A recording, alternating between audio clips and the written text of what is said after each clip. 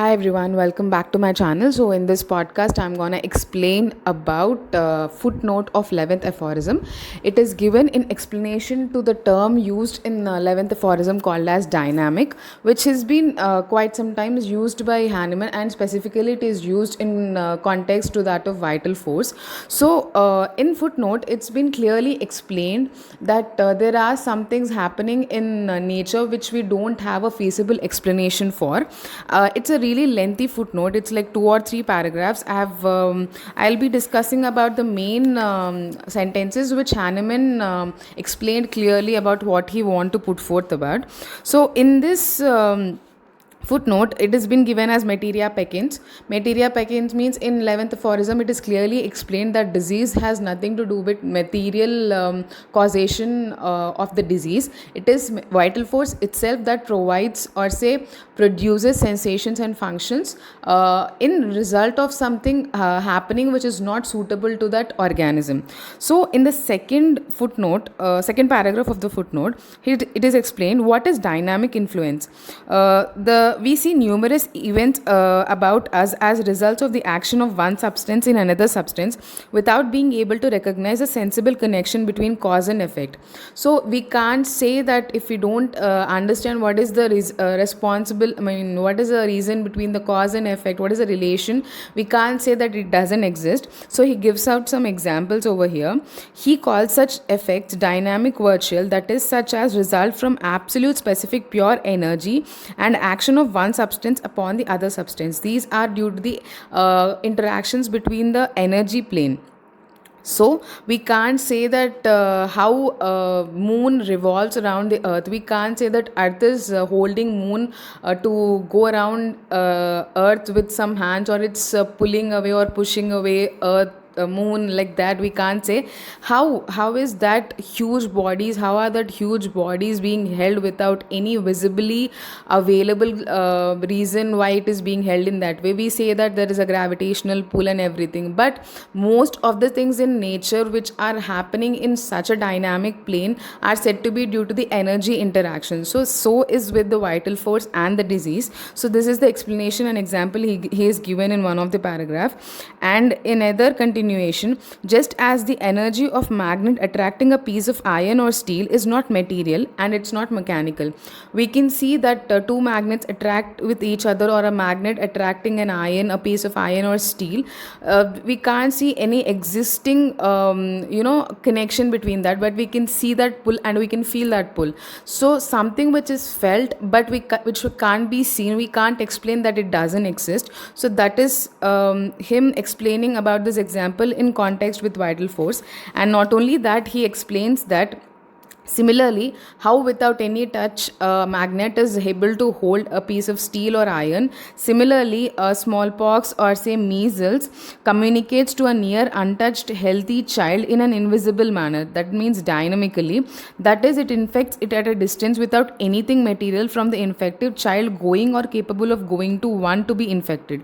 A purely specific conceptual influence communicated to the near child, smallpox or measles, in the same way as the magnet communicated to the near needle the magnetic property. So someone susceptible to develop the disease when in at a very safe distance as well may be developing the infectious disease. It's not that everyone comes in contact with an infected child will be developing smallpox or measles, but the children or the individuals who are susceptible only will be developing. That susceptibility can be taken as the invisible power which is responsible for the dynamic influence of the disease.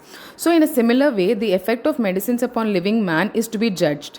Substances which are used as medicines are medicines only insofar as they possess each its own specific energy to alter the well-being of man through dynamic conceptual influence by means of the living sensory fiber upon the conceptual controlling principle of life.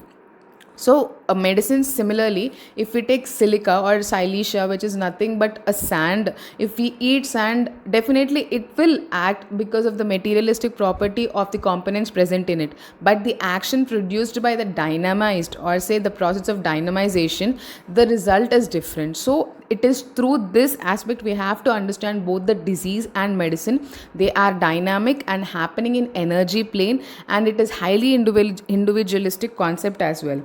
Far more healing energy is expressed in point by the smallest dose of the best dynamized medicines, in which there can be, according to calculation, only so little of material substance that its minuteness cannot be thought and conceived by best arithmetical mind than by large doses of the same medicine in substance.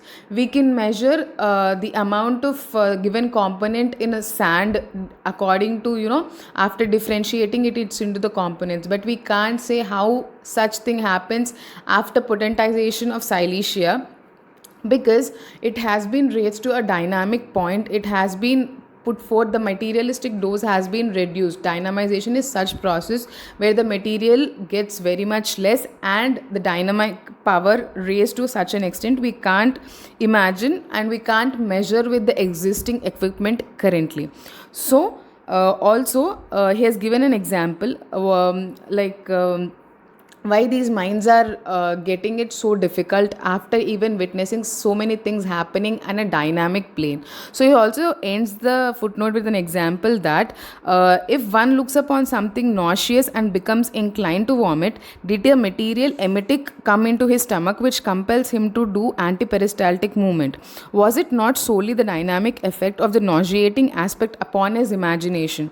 Can you explain why the person, just mere thinking of a nauseating substance, gets an inclination to vomit? It has been occurring dynamically without any materialistic influence upon the organism. And similarly, and if one raises his arm, does it occur through a material visible instrument, a lever? Is it not solely the conceptual dynamic energy of his will which will raise it?